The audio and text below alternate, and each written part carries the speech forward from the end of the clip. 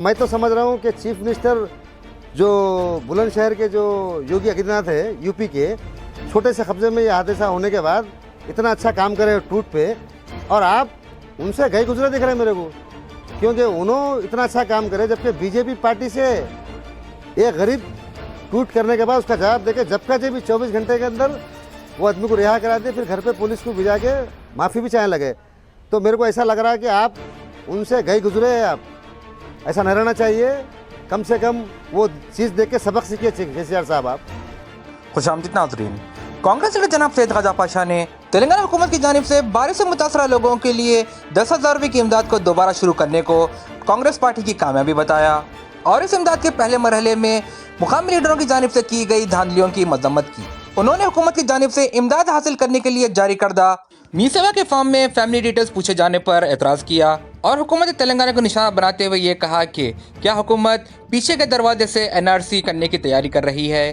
उन्होंने Telangana chief minister जनाब के चंद्रशेखर राव पर तंज करते हुए कहा कि जहां पर यूपी के चीफ मिनिस्टर जनाब योगी आदित्यनाथ एक ट्वीट पर काम कर रहे हैं, वहीं दूसरी ओर तेलंगाना के चीफ मिनिस्टर के चंद्रशेखर राव उस्माननगर की हालात पूरे मीडिया पर बताई जा रही है, फिर भी वो इससे अनजान है। अस्सलाम वालेकुम, मैं सैयद ख्वाजा पाशा कांग्रेस पार्टी से रंगारेड्डी डिस्ट्रिक्ट सेक्रेटरी। आज मीडिया के नुमाइंदों से बात करके ये बोलना चाह रहा हूँ, मैं जो हाल ही दिनों में जो बारिश हुई थी, बारिश से जो सारे तेलंगाना, हैदराबाद में और मुसलसिल रंगारेड्डी और ओल्ड सिटी में जो मुतासिर हुए थे लोग, वहाँ पर गवर्नमेंट केसीआर की तरफ से एक ऐलान आया था कि हम 2 लाख रुपए देंगे, 1 लाख रुपए देंगे और 50,000 रुपये देंगे मुतासिर लोगों को। खैर वो तो बात तभी हवा में है, वो नहीं हुई।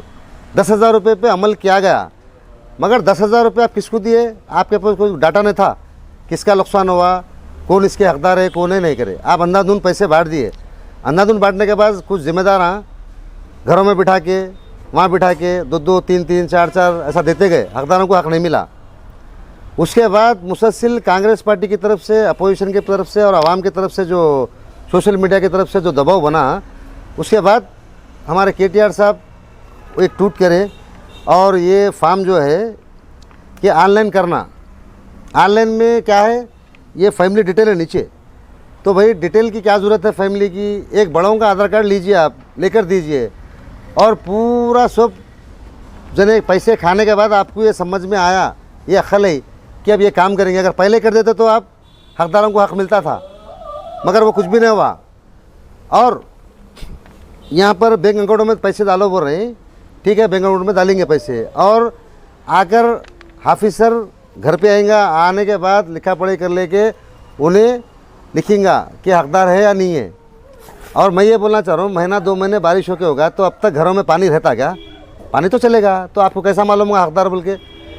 वादी मुस्तफ़ा है, जैसा वादी सालैन है, खुबा कॉलोनी, बहुत जगह पानी आया थोड़ा, तो वहाँ पर कैसा मालूम होगा?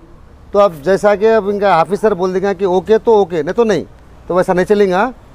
और एक बात ये बताना चाह रहा हूँ, जो मुतासिर है हकदारों को हक दीजिए। माशाल्लाह आप ये काम अगर पहले करते तो बहुत अच्छा करते थे, मगर आप नहीं समझे। अपोजिशन और कुछ ख़वातीन हर हलक़े में करने के बाद, आप दबाव बनाने के बाद आपको समझ में आया है, ये तो पहले गान पे जूने रेंग रही थी। मैं ये बोलना चाह रहा हूँ, अभी भी हकदारों को हक देना, और जितने मी सेवा वाले हैं, मी सेवा वालों को ये बोलना चाह रहा हूँ मैं कि वहाँ पर गवर्नमेंट की तरफ से कोई पैसे लेने का नहीं है, फ्री है चार्ज। हमारे को मालूम हुआ कि अमीरपेट, शाहपुर और सिनेमास नगर यहाँ पर 100 रुपये ले रहे थे। ये मत लीजिए, अगर ले रही तो आप करीबी एरिया PS में जाके आप उसकी इतला कर सकते, कंप्लेंट कर सकते मी सेवा वाले के बारे में। तो पहले आवाम तो मरी हुई है, फिर और मी सेवा वाले दबाव मत बनाइए। ये काम खैर का है, मी सेवा वाले जो है साथ देना है, ये एक बात। दूसरी चीज़, जितने भी पैसे सब खा लिए कर लिए, हुआ गया, सब होगा। अब हमारे फिरोज़ खान साहब बोले कि बजट कम है, बजट बढ़ाना, और वाकई बजट बढ़ाना। और आप जो है पहले अंधाधुंध पैसे इसलिए बांटे क्योंकि ग्रेटर हैदराबाद में इलेक्शन है, बांट दिया आप। अब आपको समझ में आ रहा है कि हम हकदारों को देंगे, ये फार्म के ज़रिए से हम देंगे। तो ये काम अगर पहले करते तो आप, भाई आप चीफ मिनिस्टर है, फिर आपको इतना समझ में नहीं आया, ये आप अब कर रहे हैं पूरा पैसा तबाह करने के बाद। पहले करना था। और मैं उस्मान नगर के अवाम को बोलता हूँ, जाइए आप जाके खरीबी मी सेवा में आप ऑनलाइन कराइए, करा कर आप दीजिए। कोई भी मी सेवा वाला ऐसा कर रहा तो आप कंप्लेंट कीजिए, आवाज़ उठाइए, आवाज़ उठाकर ये बोलिए। और दूसरी बात, यूपी के बुलंदशहर छोटे से कब्ज़े में, वहाँ पर दिवाली के टाइम पे एक दुकान ले गया था। वहाँ के शख्स को दुकान ठेस नहस कर देके वहाँ के पुलिस वाले हरासमेंट करके उनको गिरफ्तार कर लेके चले गए। ले आने के बाद वहीं के मुकामी रहने वाले एक शख्स वहाँ के चीफ मिनिस्टर योगी आदित्यनाथ को ट्वीट करे। वो ट्वीट पे जब भी वहाँ के चीफ मिनिस्टर योगी आदित्यनाथ वो ट्वीट पे आला अहदेदारों से बात कर कर वो शख्स को रिहा किया गया। रिहा करने के बाद फिर घर पे भिजाकर माफ़ी चाहने लगे। तो वहाँ के योगी आदित्यनाथ की मैं कोई तारीफ़ नहीं कर रहा हूँ, एक ट्वीट पे, जबकि यहाँ पर कई सोशल मीडिया पे पेपरों में आके बहुत खरीब है यहाँ पे, उसके बाद आप कोई एक्शन ले रहे नहीं। आप चाहे वो पैसों का मसला रहो या उस्मान नगर का मसला रहो, आपके कान पे जूं नहीं रह रही। क्यों ऐसा माइनॉरिटी मुसलमानों से आपको कुछ दुश्मनी है? क्या है? कोई से भी वादे पे आप कायम नहीं है, या कि लॉकडाउन हो या मस्जिदों का मसला हो या बहुत सारे आप सोशल मीडिया पे देख रहे हैं, ट्वीट भी लोग कर रहे हैं, सब देख रहे हैं, उसके बावजूद भी आप कोई मसले को हल नहीं कर रहे। जानबूझकर आप खामोश क्यों बैठे हुए? ऐसा लग रहा है कि आप जानबूझ के खामोश बैठे हुए। ऐसा कोसा दबाव है आपके ऊपर जो खामोश बैठे हुए?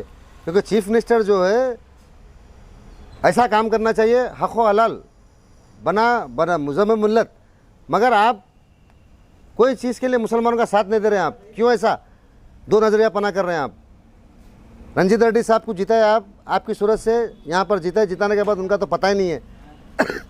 हालांकि बहुत कुछ कर सकते हैं, आप लोग नहीं कर रहे हैं। तो मैं तो समझ रहा हूँ कि चीफ मिनिस्टर जो बुलंदशहर के जो योगी आदित्यनाथ है, यूपी के, छोटे से कब्जे में ये हादसा होने के बाद इतना अच्छा काम करे ट्वीट पे, और आप उनसे गए गुजरे दिख रहे हैं मेरे को, क्योंकि उन्होंने इतना अच्छा काम करे, जबकि बीजेपी पार्टी से एक गरीब ट्वीट करने के बाद उसका जवाब देके जब भी 24 घंटे के अंदर वो आदमी को रिहा करा दे, फिर घर पे पुलिस को भिजा के माफ़ी भी चाहने लगे। तो मेरे को ऐसा लग रहा है कि आप उनसे गए गुजरे हैं। आप ऐसा नहीं रहना चाहिए। कम से कम वो चीज़ देख के सबक सीखिए केसीआर साहब। आप। अस्सलाम वालेकुम।